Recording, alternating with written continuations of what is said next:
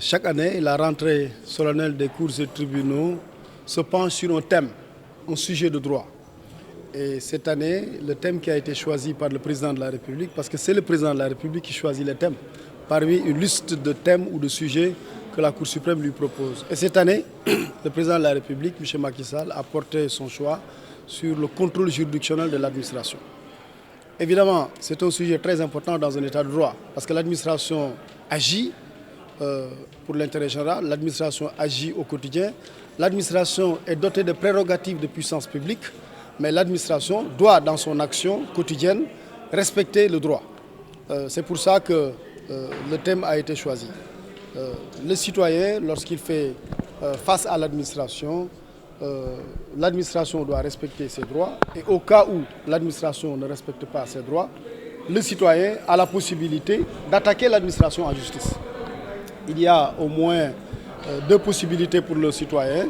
C'est d'engager la responsabilité de l'administration, c'est ce qu'on appelle le contentieux de pleine juridiction, ou alors de contester un acte pris par l'administration. C'est ce qu'on appelle le recours pour excès de pouvoir.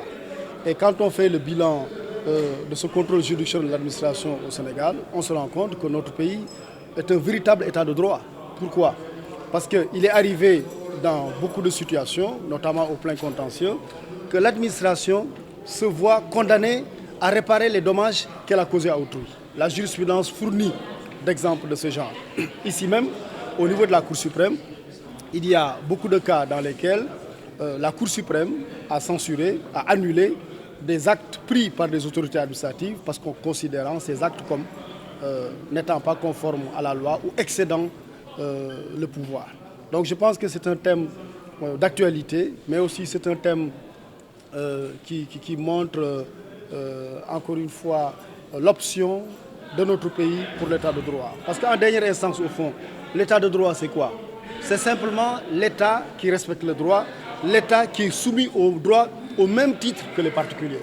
Et c'est ça qu'on observe tous les jours au Sénégal. Et par rapport à l'exécution de certaines décisions de justice, il a été fait mention aussi à ce niveau-là que quelque part, des fois, il y a l'administration qui refuse de se plier à ces décisions, de les exécuter. Bon, l'exécution des décisions de justice soulève généralement deux problèmes qu'on vit dans la pratique. Le premier, c'est qu'on peut incontestablement noter parfois des lenteurs dans l'exécution des décisions de justice.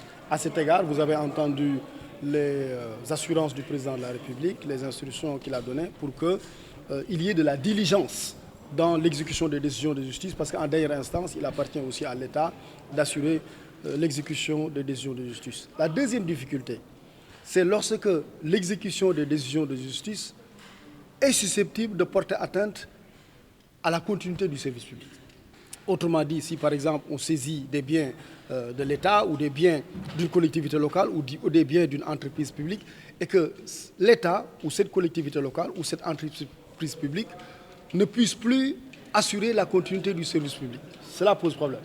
Et c'est pour ça que le président de la République a dit qu'il y a un équilibre à trouver entre l'impératif d'assurer l'exécution des décisions de justice, parce qu'il y va même de la crédibilité de l'État, mais aussi la nécessité de ne pas porter atteinte à la continuité du service public.